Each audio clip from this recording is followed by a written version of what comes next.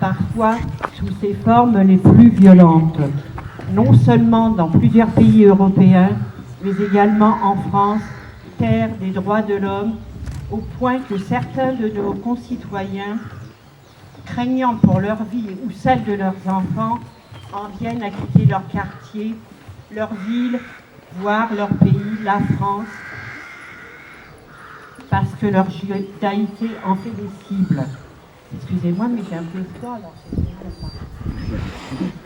Sur les réseaux sociaux, les paroles de haine se libèrent sans aucune retenue et sont de plus en plus virulentes. Des messages antisémites se propagent à grande vitesse et les actes de barbarie sont de plus en plus fréquents. Je ne citerai pas de liste, car malheureusement, elle est trop longue. Aucune forme de racisme ou d'antisémitisme, quelle qu'elle soit, ne saurait être tolérée. Au-delà de nos convictions personnelles, il nous appartient à tous de transmettre, de protéger, de défendre les valeurs d'humanisme et de tolérance qui sont le socle de notre démocratie.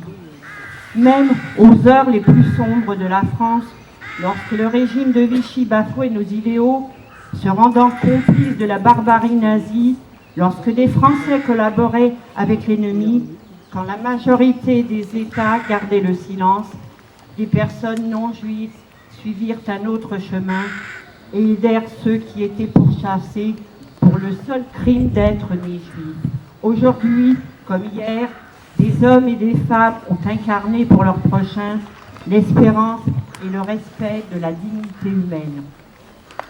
Ainsi, les Justes, au péril de leur vie et de celle de leur famille, ont mobilisé leur âme, leur cœur et toute leur force pour sauver des personnes en danger. Certains y ont trouvé la mort tout en voulant préserver la vie d'autrui. Très souvent, pourtant, les Justes considèrent qu'ils ont fait comme étant naturel. Il leur arrive même de dire qu'ils auraient pu en faire davantage. C'est pourquoi le mémorial de Yad Vashem décida en 1963 de leur rendre un hommage particulier et de leur attribuer le titre de Juste parmi les nations. C'est une expression hébraïque utilisée dès l'Antiquité dans le Talmud, recueil du droit civil et religieux du judaïsme, pour qualifier les non-juifs vertueux, œuvrant avec compassion et justice. À ce jour, environ 26 200 justes parmi les nations ont été ainsi recensés de par le monde. Parmi eux, près de 4 600 justes en France. En France, 76 000 juifs, dont 11 400 enfants, furent déportés. Seuls 2 550 revinrent des camps d'extermination. Aucun enfant ne se trouvait parmi eux. Malgré ce lourd tribut payé à la solution finale, c'est pour une grande part grâce à l'engagement et au courage de ces Françaises et Français du refus de collaborer que de nombreux Juifs de France furent ainsi protégés et sauvés.